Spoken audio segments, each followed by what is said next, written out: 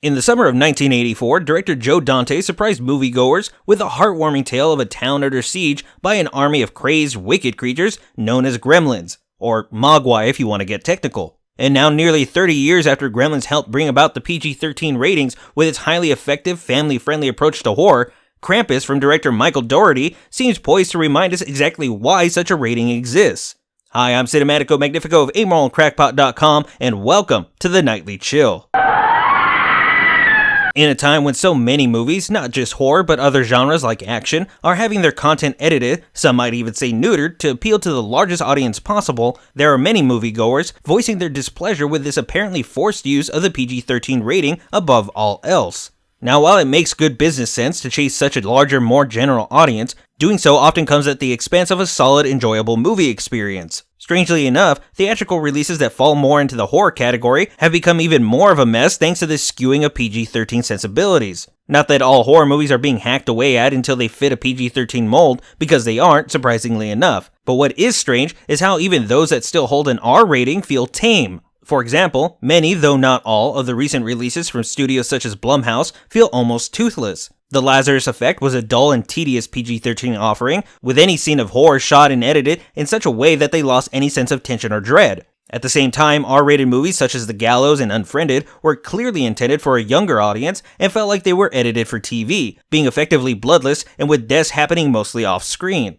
That all said, imagine my surprise when Krampus proved that movies with a PG-13 rating could still fully and effectively deliver on both laughs and screams. Telling the story of all the awful things beset upon a suburban family when their young son loses faith in both the Christmas spirit and his selfish loved ones, Krampus is a far darker movie than its trailers might lead everyone to believe. Marketing for this movie made everything seem far brighter lit and comedic, utilizing alternate cuts and takes and extended shots to present a somewhat zany Christmas story about a family attacked by toys and a goat-legged beast. But while the movie does have a number of smartly crafted and delivered comedic moments and features several notable comedic actors like Adam Scott and David Koechner, it quickly and almost seamlessly shifts into the sort of dark fairy tale that its namesake is derived from. And though the horror and violence are largely bloodless, such things are shot in such a way that they constantly feel tense despite the absolute silliness that might otherwise come with a man being attacked by a toy robot or a woman being mauled by a rabid teddy bear.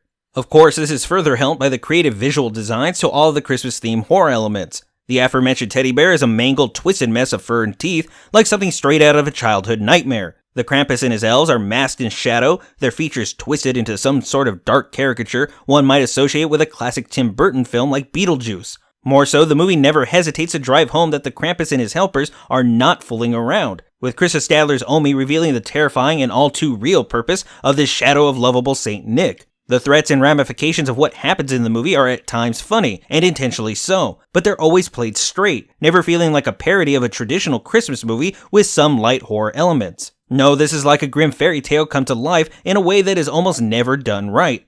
A message delivered through a dark and bleak story, but with light-hearted dressings that keep it just suitable enough for all ages. Now, perhaps it's a bit of a stretch to call Krampus the best horror movie in recent years, but it is easily the most effective. What Dougherty manages with a PG-13 rating puts those with an R to shame. Krampus balances laughs and violence and frightening visuals with ease, so much so that it can easily stand right beside less horror-themed Christmas offerings with its emphasis on family and the importance of the Christmas spirit. And given the increasingly cynical world and time we live in, where so much focus is given to discount sales and arguments about the merits of Happy Holidays versus Merry Christmas, rather than the spirit and meaning of our actions, and yes, even the argument surrounding the value and purpose of the PG-13 rating, Krampus is also a movie that holds up a mirror to our society. And just as with its misleading and disarming marketing, perhaps Krampus isn't the movie we wanted, but is the movie we need. And that's exactly why you need to chill with Krampus. That's gonna do it for us tonight on the Nightly Chill. If you enjoyed this video, be sure to like, subscribe, and follow, and also be sure to leave me any questions, comments, suggestions for future reviews, and maybe even discuss today's movie at greater length.